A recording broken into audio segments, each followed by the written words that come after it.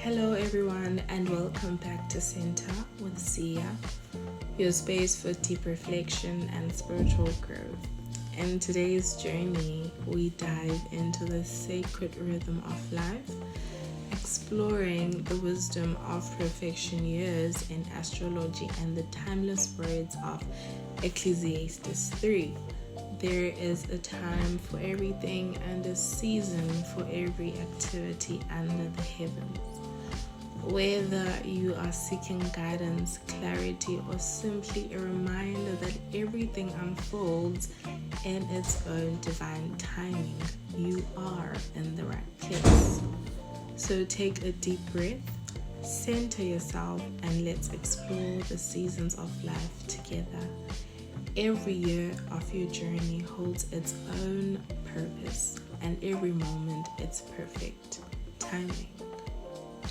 So many of you may be wondering, what are perfection years? So perfection years are a predictive tool used in astrology that shows the house and planet that rules each year of your life. So in perfection years, it is said that each age is associated to a certain house. So for example, I turned 25 on the 7th of August this year. So I am in my second house perfection years. So basically, perfection years describe the theme and events associated with your current age. They are based on the movement of the natal sun through the 12 houses of the astrological chart. I will not be going into depth about perfection years. I just love seeing a connection between religions and between different tools, let me say, because every time I think of annual perfections, I think of Ecclesiastes 3. And Ecclesiastes 3 says there is a time for everything and a season for every activity under the heavens, a time to be born and a time to die, a time to plant and a time to uproot, a time to kill and a time to heal, a time to tear down and a time to build, a time to weep and a time to laugh, a time to mourn and a time to dance, a time to scatter stones and a time to gather them, a time to embrace and a time to refrain from embracing, a time to search and a time to give up, a time to keep and a time to throw away, a time to tear and a time to mend, a time to be silent and a time to speak, a time to love and a time to hate, a time for war and a time for peace. And so I think that what makes life hard for most people is that we do not know where we are. We don't know which season of life we are in. We do not know if there's a time to be fighting for everything that you want, or it's time to surrender. To surrender and know that you are going to get everything that you want, everything that you prayed for, that you are praying for. It's just that you need to surrender. Maybe all your life you've been fighting. You've been fighting and you never had the time to really trust in God, to trust in your guides, to trust the universe, to trust yourself that everything will work out. Because divine timing exists. You may feel like you are ready for a job. You feel that way because of peer pressure. You feel that way because of your financial life. And the doubt, the worry, the fear and the anxiety clouds everything. It clouds your judgment. You can't really see that you're not ready for a job. Mentally, you're not ready for a job. Emotionally, you're not ready. You do not have the discipline for a job. You do not have the discipline to get married. You do not have the discipline to be a mother. Emotionally, you're not ready to be a wife. Mentally, you're not ready to be a mother. Financially, you're not ready to be a mother. But we always think that we're ready for certain things. What if we're not? So what if at times it's not God saying no? It's not the universe saying no. It's saying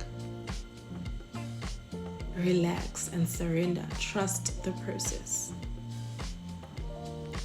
The most important stage in your life is trusting God when you can't see God. If you can not trust God, if you struggle with seeing Him and feeling His presence in the chaos in your life and in your world, I feel like there is a lot that you need to learn as a person, because I feel like that is the beauty of the relationship that we have with the divine. It is trusting the divine in the midst of everything, with the chaos, with the hurt, with the pain, with the heartbreak. There is a book I just finished reading called The Power of Your Subconscious Mind. And I love how it says that we should stop blaming God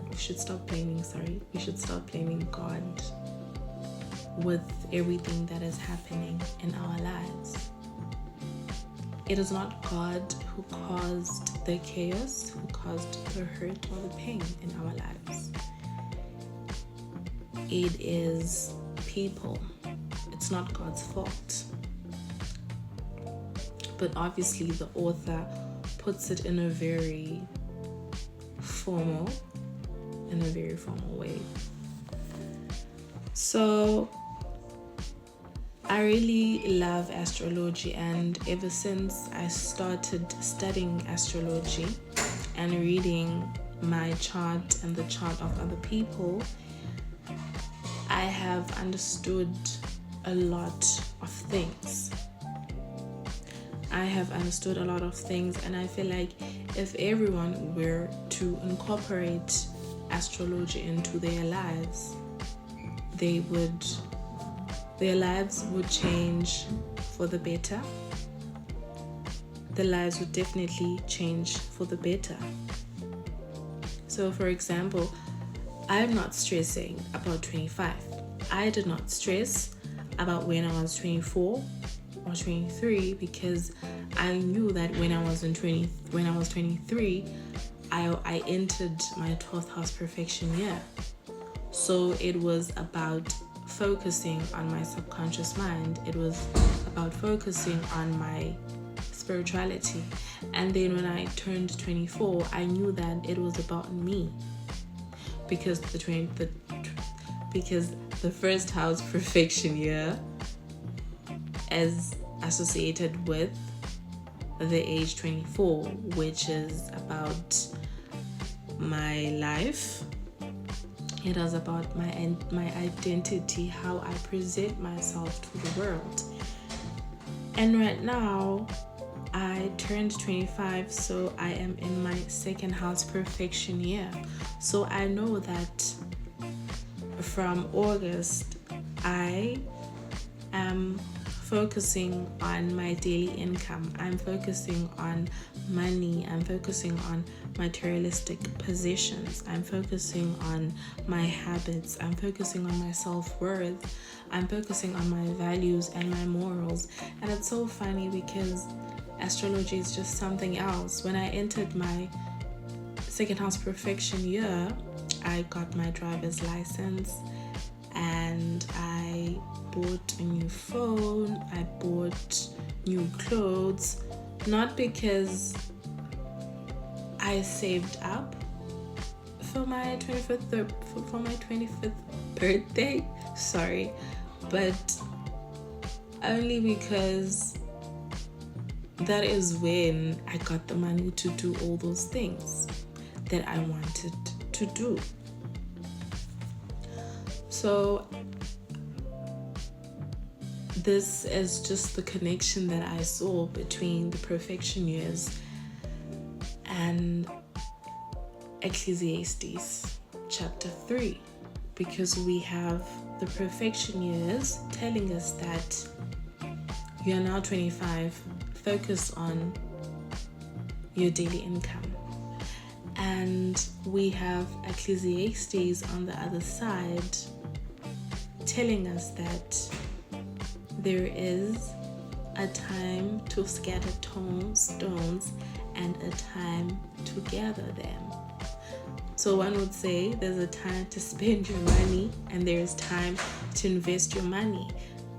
And that's astrology again, because your second house, it's your daily income, how you get, how you earn, and how you spend your daily income. And then you have the 8th house, which is your taxes, which is your investments. So for today, I don't want to do a long video. I just wanted to share this beautiful connection between the Word of God and between astrology.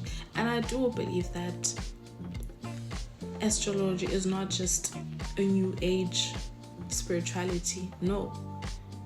God knew that there are people who will not align with the Bible, who will not understand the Bible.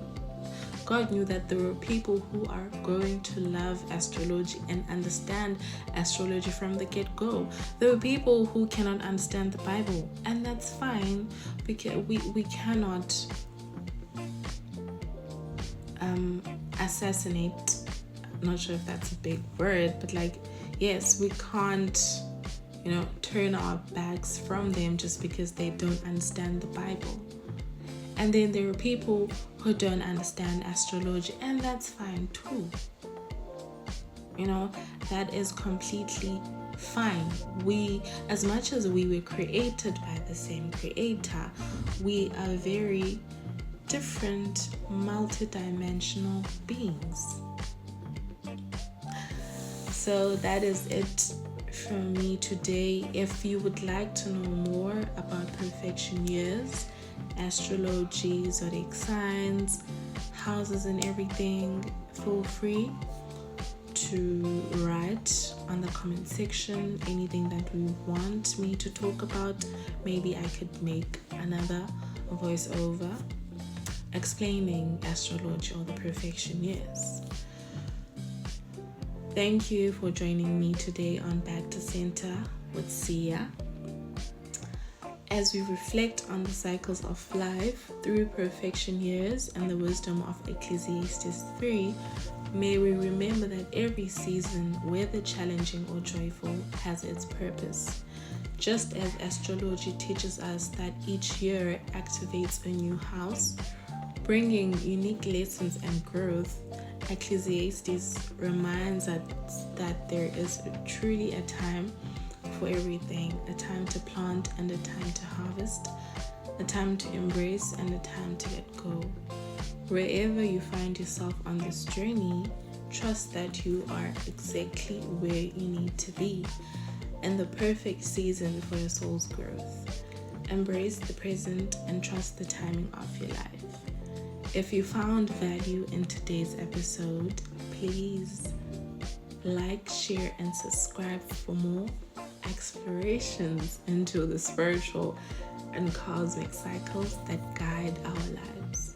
Until next time, stay centered, stay grounded, and always remember there is a time for everything under the sun. Namaste.